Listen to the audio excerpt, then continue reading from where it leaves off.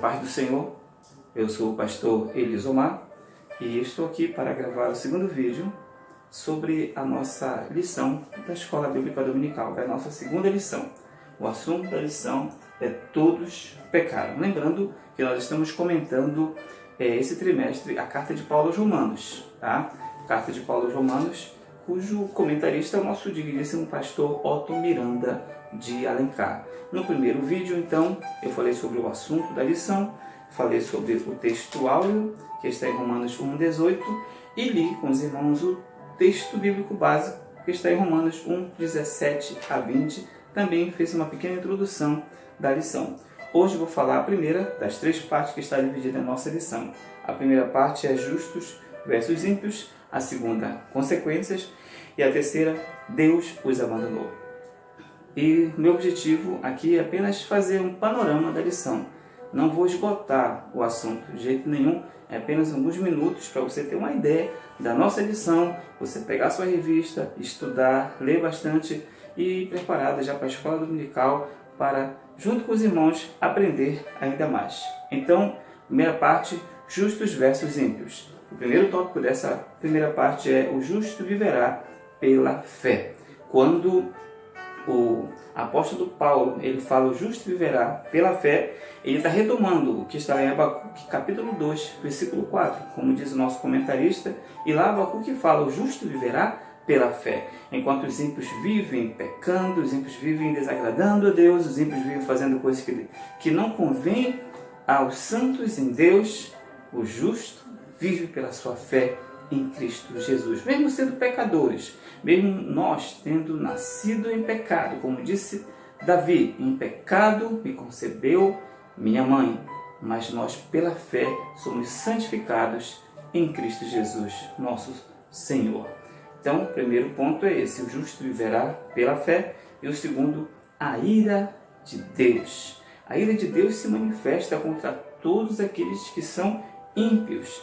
E quem são as pessoas ímpias? No versículo 18, diz o comentarista, no versículo 18 do nosso texto, que é o capítulo 1, a expressão gar orge teo, a ira de Deus.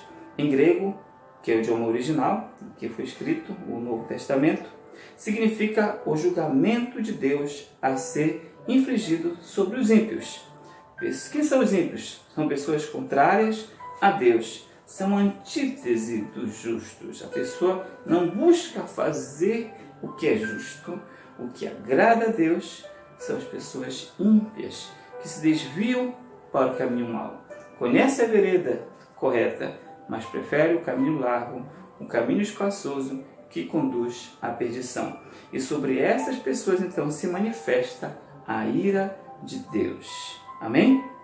E é pela fé. Retomando aqui, porque sem fé é impossível agradar a Deus. E o que é a fé? Lá em Hebreus mesmo, capítulo 11, no versículo 1, fala que a fé é o firme fundamento das coisas que se esperam e a prova das coisas que não se veem. Ou seja, a fé é você acreditar que já recebeu aquilo que na verdade você ainda não tem materializado ali, mas pela fé você já recebeu, você já tem aquela bênção que irá se materializar futuramente na sua vida, ou mesmo até naquela hora, como uma cura que a pessoa pode receber imediatamente. E o terceiro ponto da primeira parte é a revelação de Deus. E o comentarista fala que ninguém será inocentado por não ter crido em Deus. As noções sobre um ser superior são inerentes ao homem. Essas noções foram guardadas no coração do homem pelo próprio Deus. Então, Deus se revela. Deus se revela no próprio coração do homem, quando o homem percebe que existe um ser superior. Quando o homem percebe que existe algo superior a ele, ele sente que existe um vazio. E esse vazio é do tamanho de Deus. Esse vazio foi Deus que deixou no coração do homem, porque foi Deus que nos fez. Ora, se Deus, na sua sabedoria, fez o homem, ele colocou dentro do homem um vazio, um lugar especial que só ele cabe. Mas o homem, ao se desviar de Deus, ele tenta colocar tantas coisas erradas, a feitiçaria, a consulta aos mortos, ele tenta colocar doutrinas demoníacas, ele tenta colocar as obras do diabo no seu coração, mas nada o completa, porque só Deus preenche o vazio do nosso coração. Então Deus se manifesta dessa forma. Em segundo lugar, Deus se manifesta na natureza. Em Salmo capítulo 19, versículo 1, diz assim: os céus manifestam a glória de Deus, e o firmamento anuncia as obras de suas mãos. E diz mais: um dia faz declaração a outro dia, e uma noite mostra sabedoria a outra noite. Sem linguagem e sem fala ouve-se as suas vozes. Então você olha a natureza, você olha o sol, você olha a lua, você olha o mar, você olha um azul celeste e você percebe Deus. Você vê aquilo falando para você que Deus existe, que aquilo não pode ter acontecido do nada, que há a mão de um ser superior. Então não tem como um homem se desculpar perante Deus. Como diz o versículo aqui, o comentarista fala no final desse terceiro ponto: portanto, os homens não podem se desculpar alegando o desconhecimento de Deus. E o versículo 20 da nossa leitura, que é Romanos 1, 17 a 20, versículo 20, no final, ele fala: tais homens são por isso indesculpáveis.